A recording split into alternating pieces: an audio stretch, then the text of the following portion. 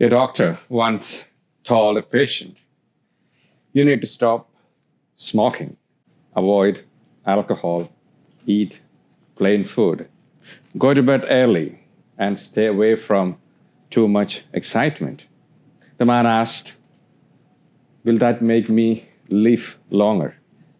The doctor said, I'm not sure, but it will certainly feel longer. Most of us would gladly accept the miracle King Hezekiah received in the first reading, extra 15 years to live longer. Although, knowing us, we would probably have few questions to the Lord if we are given another 15 years. Lord, will those 15 years be healthy years? Will my knees still work? And does the insurance, the Medicare, they know anything about this? Yeah.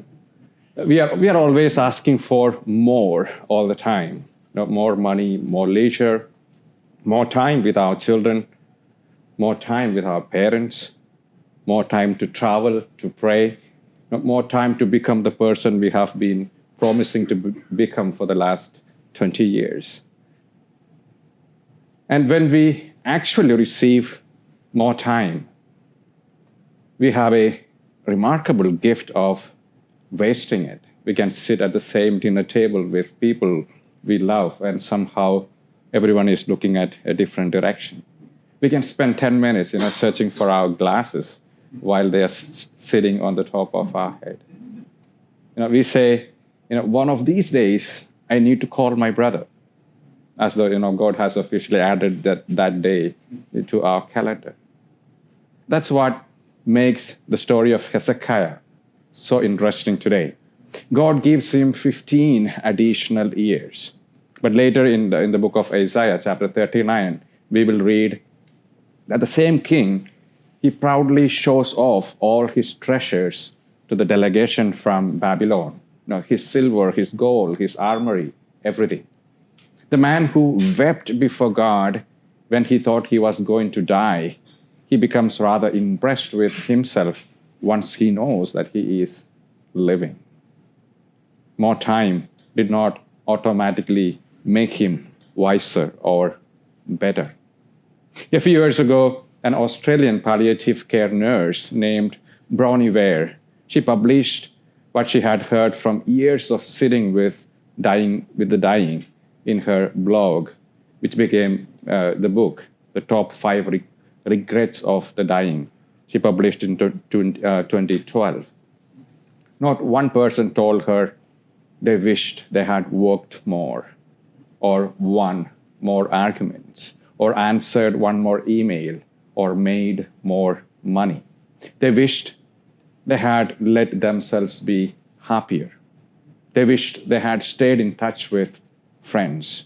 They wished they had let themselves feel and love and rest, and before it was too late. And it turns out that the deathbed is a remarkably honest place. And what it teaches us lines up almost exactly with what Isaiah is trying to tell the king. A longer life is not necessarily a deeper life.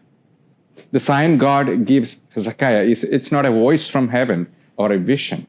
It's a staircase. And what scholars believe was a step sundial built by Hezekiah's father, King Ahaz. The kind that was used across the ancient Near East to mark the hours by counting shadow on a stone. God moves the shadow backward 10 steps. He changes the shadow. He doesn't give Hezekiah a different life. He gives him the same life, seen differently, just a little longer. Sometimes our holiest moments are very ordinary. Maybe sitting longer at the kitchen table after dinner, or listening to a story we have already heard 3 times, or making peace before going to bed, or calling someone before the funeral home makes the call too late. Perhaps that is the miracle we need today, not necessarily 15 more years, but a new way of seeing the years already given to us. Hezekiah asked God for more time. Perhaps today God quietly turns the question around. Not how much time do you have left, but what are you going to do with the time you already have?